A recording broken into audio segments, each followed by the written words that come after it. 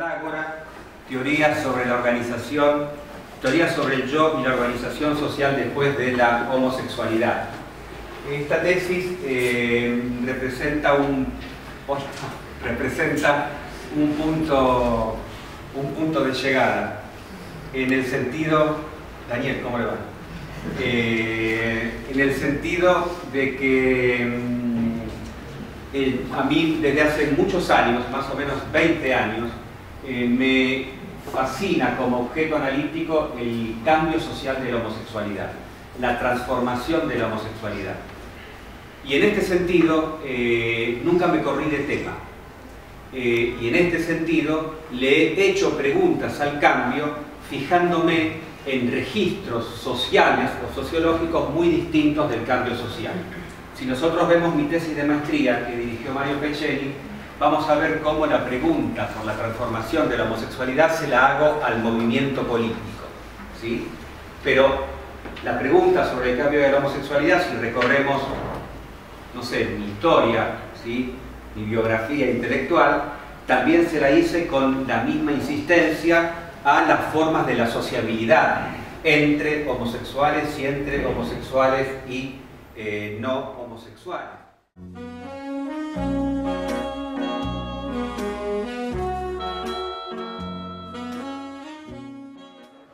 Al sistema jurídico, y es así, doy testigo como también me dediqué a hacer análisis del discurso o análisis lingüístico del discurso a fallos judiciales, ¿no? Todo el tiempo de la era de digamos, matrimonio igualitario. De alguna u otra forma, hola Federico, de alguna u otra forma estas preguntas se las hice a registros objetivos del cambio social de la homosexualidad. Y quise darme la oportunidad de hacerle esta pregunta al registro más subjetivo de la vida social. Es decir, preguntarle a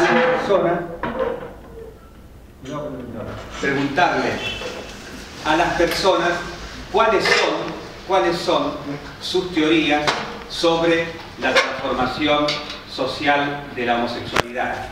En un doble andarivel, preguntarles cómo ellos, ¿qué tal, Pablo?, cómo ellos registran el cambio a nivel societal, pero también cómo ellos entienden, hola Cristina, que la vida personal de ellos cambiaba a medida que cambiaba, ¿sí?, el registro objetivo, ¿sí? De manera que, me parece a mí, me di esta oportunidad porque me faltaba trabajar con estos datos, me faltaba esta pregunta por el cambio que le da absoluta potestad a la voz de los actores, ¿sí? Y además me pude acercar a esta pregunta, ¿no?, la pregunta narrativa, la pregunta por la forma de contar el cambio personal y social, porque evidentemente han dejado en mí una huella importante, más o menos 12 años de laburo que tengo en la carrera de Ciencias de la Comunicación y que comparto con Mercedes, ¿sí?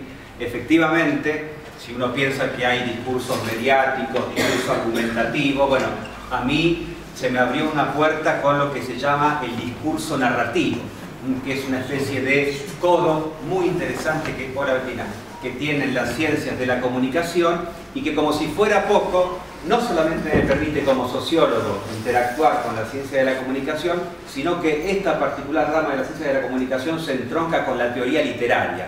De manera que me descubrí a los 45 años, el año pasado, el otro año, para dejar la antigua, tengo 47, me descubrí leyendo cosas realmente insospechadas por mí 10 años atrás. Y esto me parece que me da como, autoridad es horrible el verbo, pero me da como más seguridad a la hora de predicar, de argumentar algo sobre la homosexualidad. Realmente me parecía que era algo que le faltaba a mi reflexión, ¿sí?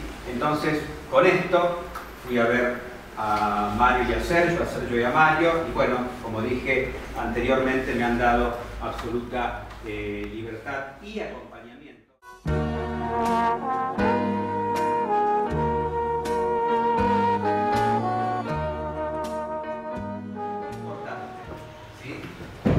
Si Si la comparo con, si hablamos de la relación homosexualidad-sociedad, había una relación de diferenciación externa.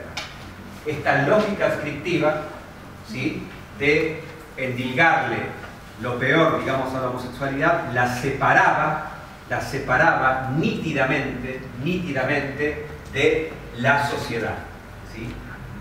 Ahora, cuando la sociedad separa tanto, cuando la sociedad discrimina tanto, no sé tanto si realmente, aunque creo que sí, pero imaginariamente seguro, esa colectividad siente, último atributo, que las chances biográficas no son muchas.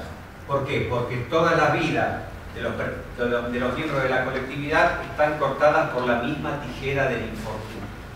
Los que eran del palo, ¿verdad, Gustavo?, sentían oscuramente, ¿sí?, que las vidas estaban cortadas por la misma tijera desastrosamente. Cuando pasamos al periodo pre-post-homosexual, segunda mitad de los 80 hasta fin del siglo XX, tenemos que pensar que llega la democracia en el 86 y que en menos de 10 años, en el 83, perdón, gracias, Decorado Gondino,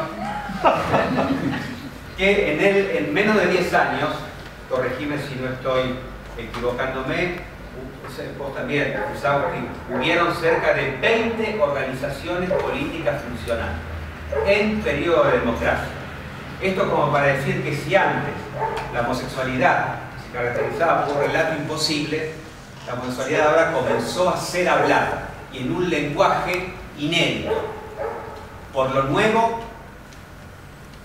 en términos, digamos, muy importantes. ¿Cuál es este lenguaje nuevo que tuvimos que aprender? El lenguaje de discriminación por orientación sexual. No se hablaba de eso antes. No era un causal, ¿sí?, de discriminación la orientación sexual, ¿sí? Por lo tanto, esa colectividad que antes era solo una colectividad sufriente, que no tenía recurso cognoscitivo para narrarse colectivamente, ni como colectividad en sus integrantes, comienza tímidamente, hay testimonios, a hablarse, a percibirse en términos de colectividad discriminada, haciendo uso de este lenguaje, ¿sí? Podemos ver, está todo en YouTube, los sufrientes talk shows de los 90, ¿sí? Y vamos a ver cómo en ese lenguaje sufriente empieza a aparecer que se sufre, pero a causa de discriminación sexual.